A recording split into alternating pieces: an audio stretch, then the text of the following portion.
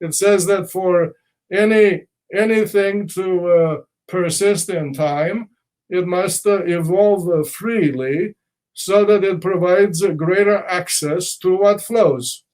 And if you're interested in, say, fluid mechanics, well, then you can replace my words with words of that particular discipline, or electrical engineering, meaning the architecture of the brain. You can use your language on top of the common language, and on and on and on.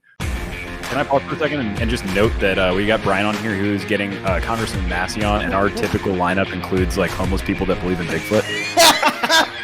Welcome to the Brian Nichols Show, your source for common sense politics on the We Are Libertarians Network.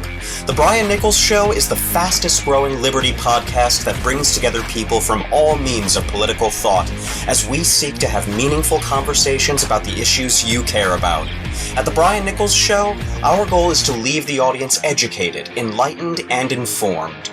And now your host, Brian Nichols.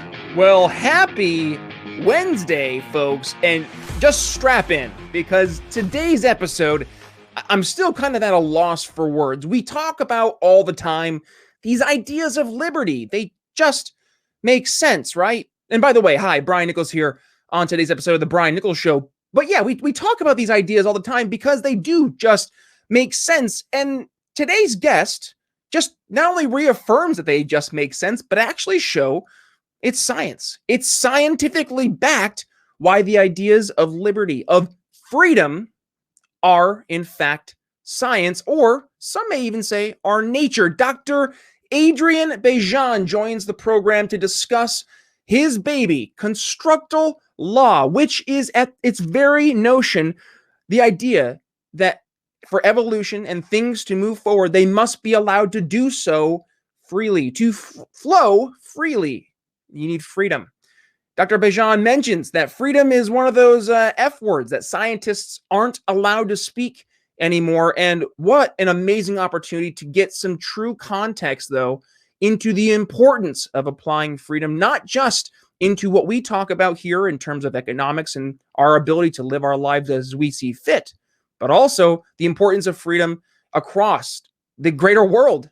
Mother Nature, as he said, is in fact freedom. So with that being said, on to the show, Dr. Adrian Bejan here on the Brian Nichols Show. Thank you, Brian. I appreciate the invitation. Absolutely. And it's funny how the internet works. I have Dr. Patrick Moore on the program, and that turned into an email exchange in which I was introduced to you. And I got the opportunity to not only get to learn, really get to know who you were, but also get to dig into some more, I would say, as you were talking about beforehand, let's go behind the scenes, the not allowed topics. And I wanted to dig more into also your background growing up behind the Iron Curtain overseas. So let's start off here. Dr. Adrian Bejan, welcome to the program. Let's start off introducing yourself to the Brian Nichols Show audience. Okay, great. I welcome that opportunity. I'm a baby boomer born in 1948 in Romania that had just turned communist against its will. So I was raised in the 50s and the 60s under a regime that's in fact famous for its brutality and lack of respect for the individual. But the schooling was serious in spite of the indoctrination. And so that's my background. Growing up, I knew that there was only one way in life, and that is to get better at things other than repeating the dogma that came from the authorities. And those things, in my case, turned out to be mathematics, art, which meant making drawings, and basketball very seriously. In fact, I excelled in that direction to the highest level. And that combination turned out to be very fruitful in my career, which is in fact the subject of today's discussion. Because when you grow up looking around and wondering why things are so terrible and why things are so rigid, and rigid meaning resisting movement, when by comparison tourists that came from Western Europe to the Romanian natural attractions looked so happy and so well dressed and so you can imagine the movies of the 50s and the 60s, so different than the bleak scene in which I was being raised.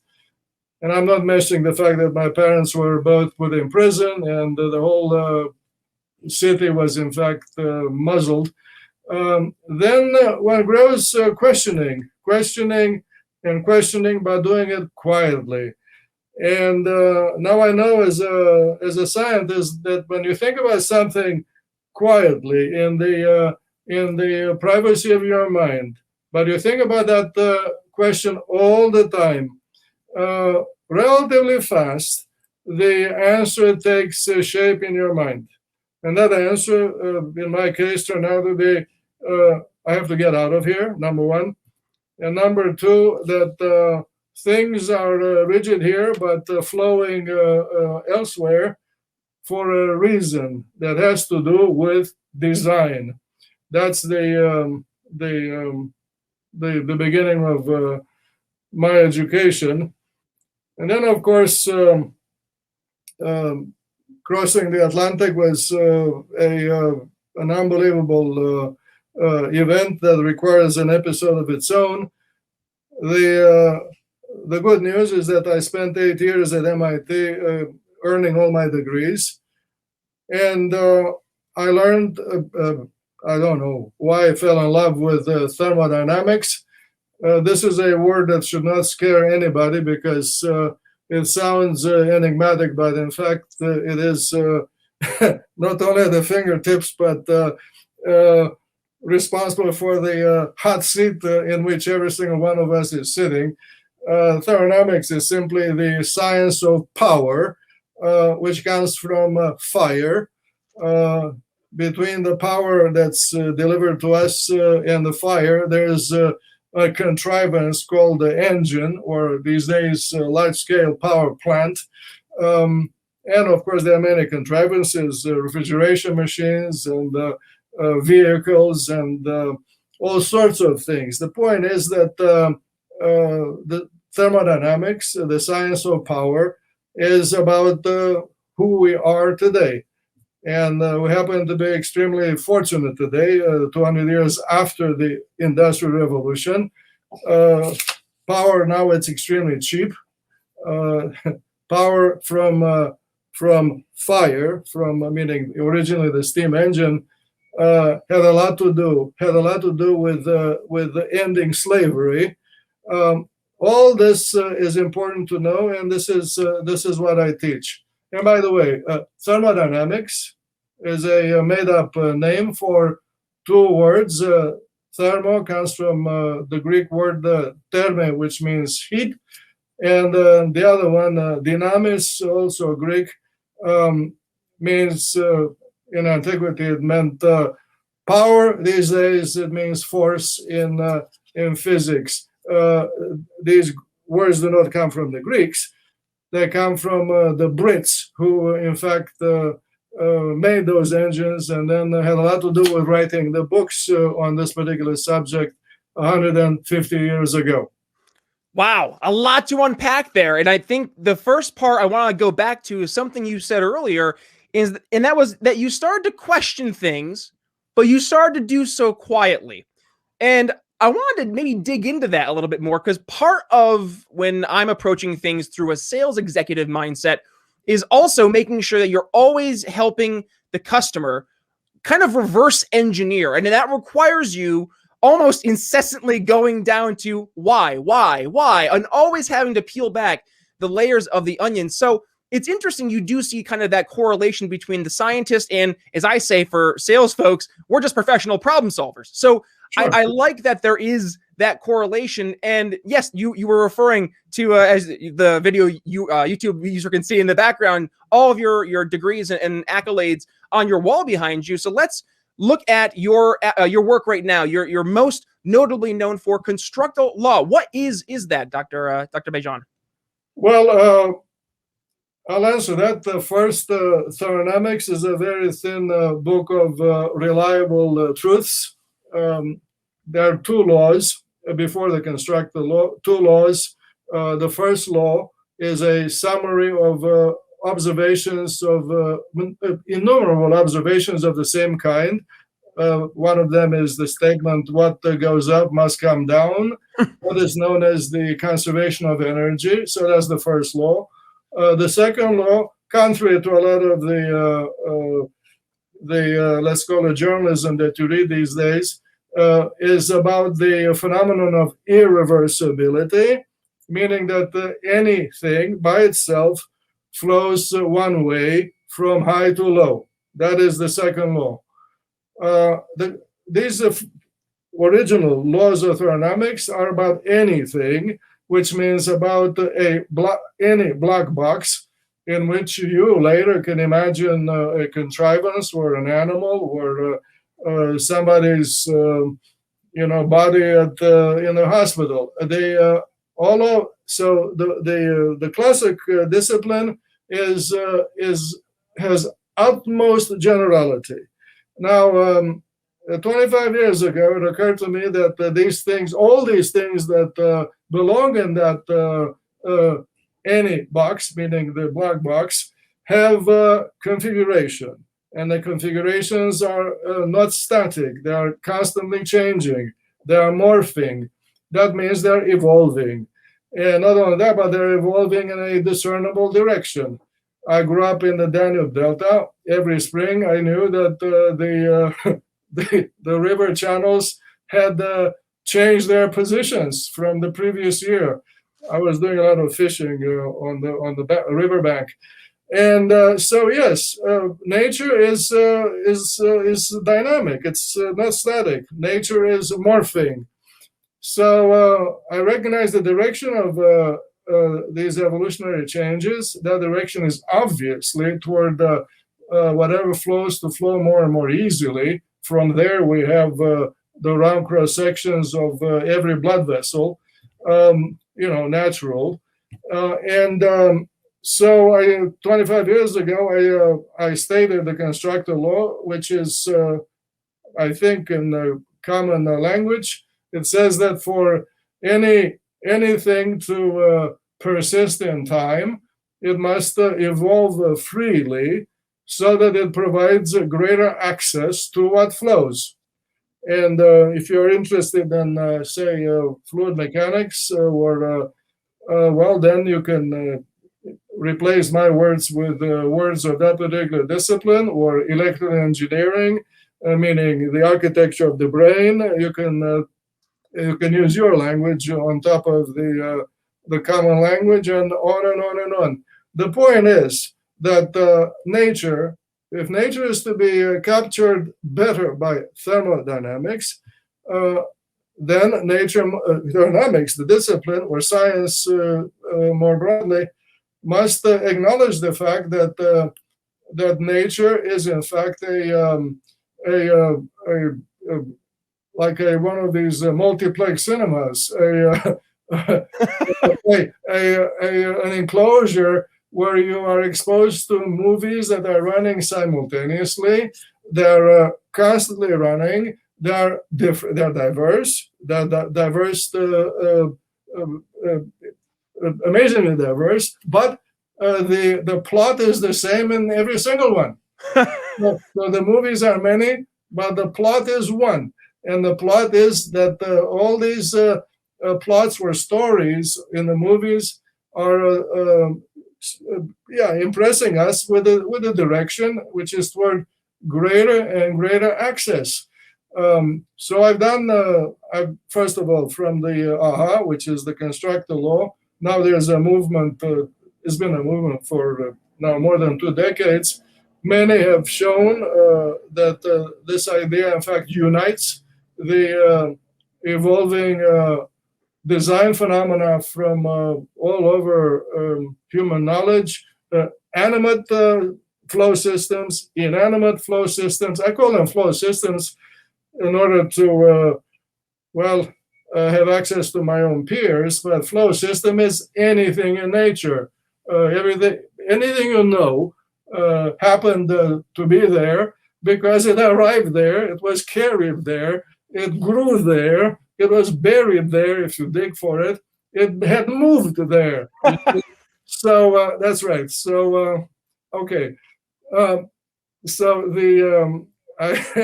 got too excited, so I forgot what I was saying. The point is, the applications, the investigations, the things that my colleagues all over the world have been hanging on this the light bulbs on the Christmas tree are extremely diverse, meaning many phenomena have been basically predicted into the for or in retrospect to be in fact manifestations of the constructive law tendency. For example, all animal locomotion, meaning swimming, running, and flying, have been predicted.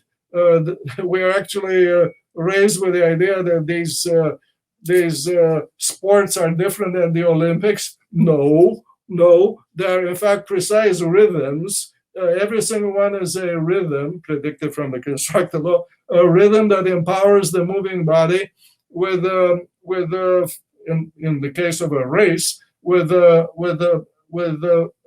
faster progress to the finish line, a rhythm, and that rhythm is the frequency of that is lower when the body is bigger.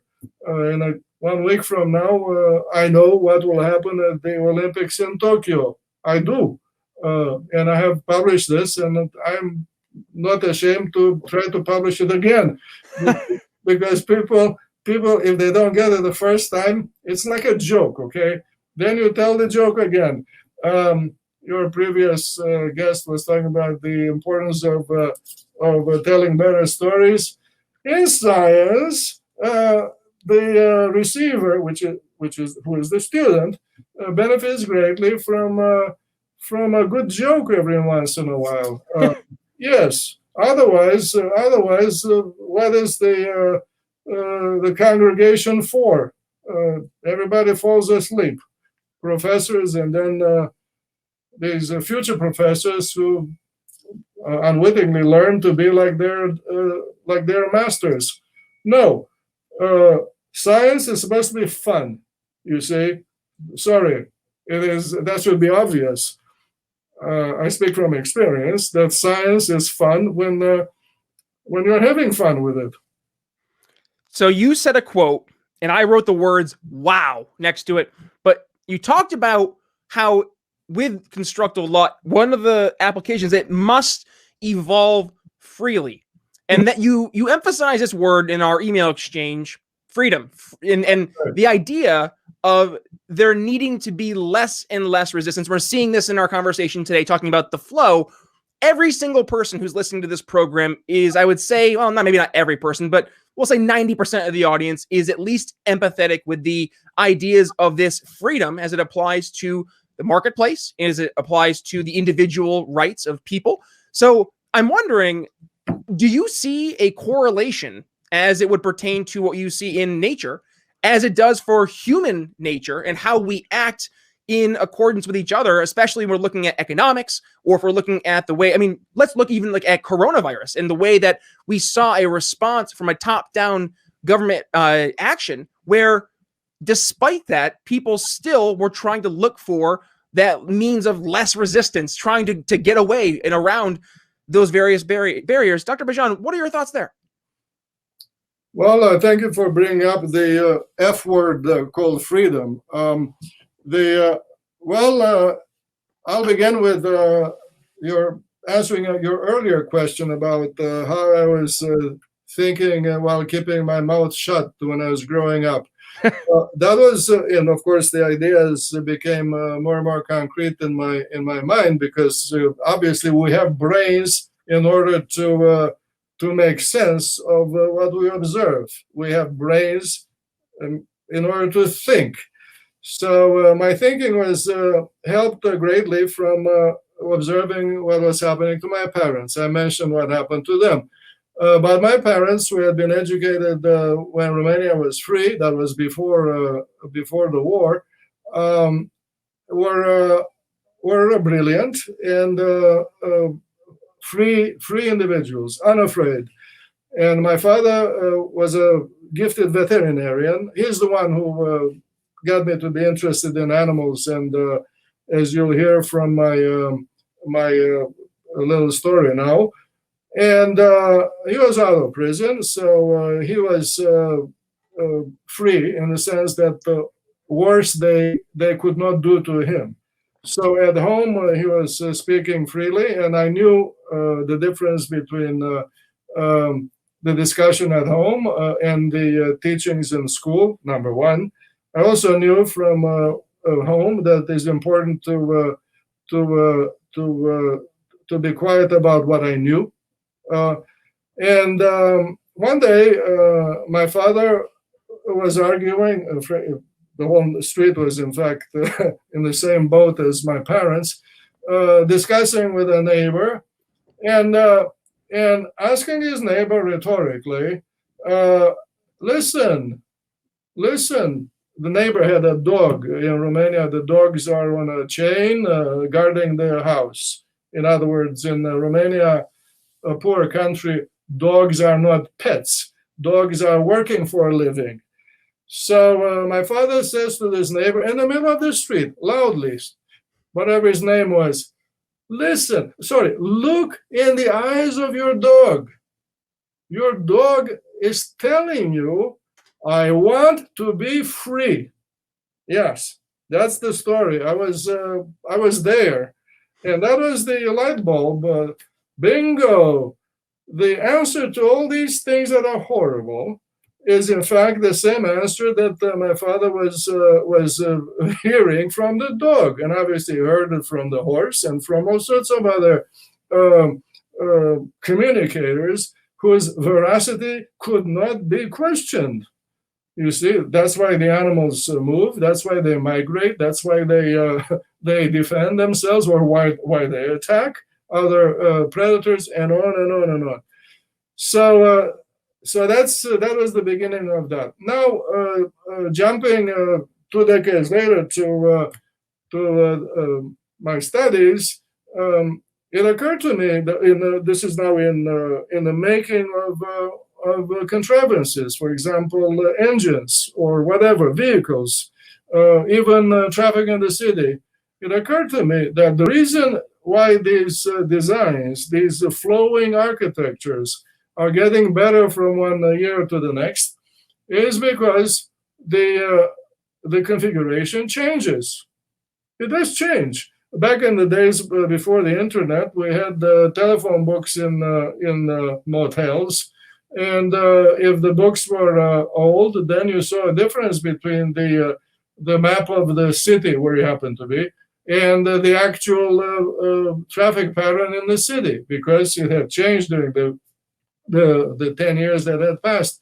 So, in engineering, it is very, very well known that in order to change something, that something must possess degrees of freedom, meaning directions in which to be moved or bent or whatever.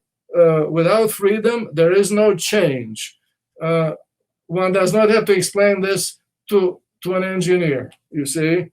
So that's the other bingo, which is that when it comes to the society in which I was raised, the reason for all that poor performance, where very little movement was happening, I'm talking about no automobiles, a carriage pulled by a horse on my street, in the center of town, a town of 150,000 people. Imagine, in the 50s. Well, it was, meaning the answer was lack of freedom to change the design of the movement. But the bottom line is it is a lack of freedom. And Lack of freedom, already an idea of my mind, meaning from the dog, from the eyes of the dog, was in a 100% contradiction with the propaganda, which is constantly praising the liberation of Romania from the fascist yoke, whatever that was, because in fact, Romania was fascist during the war. So what yoke is that? There are other victims to the regime, but that's another topic that requires something else, with which I'll conclude this discussion. Ask me, please, at the end, what makes a better science. So that's pretty much the reason why I decided to champion the use of this word. Why in my most recent book, the title is Freedom and Evolution, clearly, or I should say, obviously. Obviously, without freedom, there is no evolution. Meaning that, of course, on this campus, famous here at Duke University, everybody is gaga about evolution. They mean, of course, Darwinian evolution.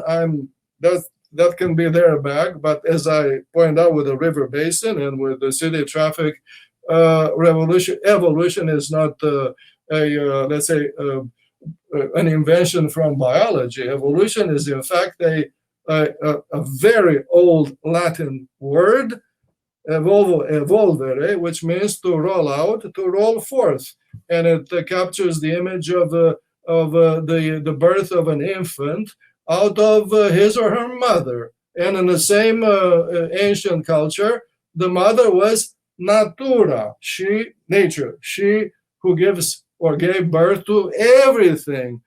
Well, it's pretty good. It's a pretty good culture, the one that captures, let's say, what is so succinctly. And so evolution is accepted, it is spoken, or hardly controversial. And to my astonishment, when I was trying to get this book published, Freedom and Evolution, I detected in the anonymous reviews the uneasiness of reviewers and editors and literary agents to touch this thing, you see. Yeah, that's right. So the more uneasy they were, the more determined I became to not to shut up. I like that. That's a good thing. That's a good thing. Well, you had a couple quotes here I want to go back to. Without freedom, there is no change. How profound, first of all, that statement is. But number two, this actually goes into a thought, though, that I had, and we see this, and you actually brought this up based also on what you experienced over in Romania, but we're seeing this across the world right now even. There is distinct groups of people who are overtly anti-freedom. So it almost seems like they're kind of going against the very nature of constructal law. So what is it that's making those people go against the very thing that they should be, in theory, desiring so much? Well, in any form of social organization, you have participants that contribute according to their ability, okay, and talent. They contribute. That's number one, meaning that we're diverse in the social organization to which we belong. For example, my university here, or my department, but much better, on the basketball team on which I was raised. The good thing about team sports is that in team sports, the merit system is king and queen. It is not questioned by anybody. If you know how to play, you play. If you are not that good, you spend more time on the bench. Or if you are really poor, then you are replaced by the coach. And it is all fair play. So that's in sports. I was raised that way, so I'm in fact at home with that kind of social organization. In other forms of organization, a human trait that is not only human but universal in every single one of us raises its ugly head, and that is the urge to have envy. In fact, okay, you see it even on the soccer field. The defender who is really not that good, meaning far below Lionel Messi of Argentina, is the one who commits fouls after fouls after fouls against the top players of the attacking team. And you see, so the envy leads to obstruction. It leads to obviously destruction, and overall to a worse society. That is the team sport example. But you can take it as a metaphor for what happens everywhere. So envy is real. We have rules. Not rule. Well, obviously, one of the Ten Commandments is speaks about the importance of let's call it mitigating this urge. But unfortunately, the envy in us boils to the surface, and it has its most damaging effect when it boils through charismatic leaders of the time. I'm thinking about Hitler and such. Envy is the source of all this. Let's call it institutional urge to rule over other people, because you see, because those other people are doing too well if left alone. Okay, that's the reason for it. Every single dictatorship finds its origin in this urge. Wow. Well, Dr. Bejan, we unfortunately are already coming close to time, and I know we have to be respectful of your schedule as well. So I do want to circle back to that final question. What makes better science? This is a topic that Dr. Patrick Moore and I also touched on a little bit, so I would love to hear your thoughts there. So Dr. Bejan, what makes better science? Well, I teach my students and also the readers of my books in particular get to know or to do better science. My advice to you is to get to know history, art, sports, and get to know even better your parents.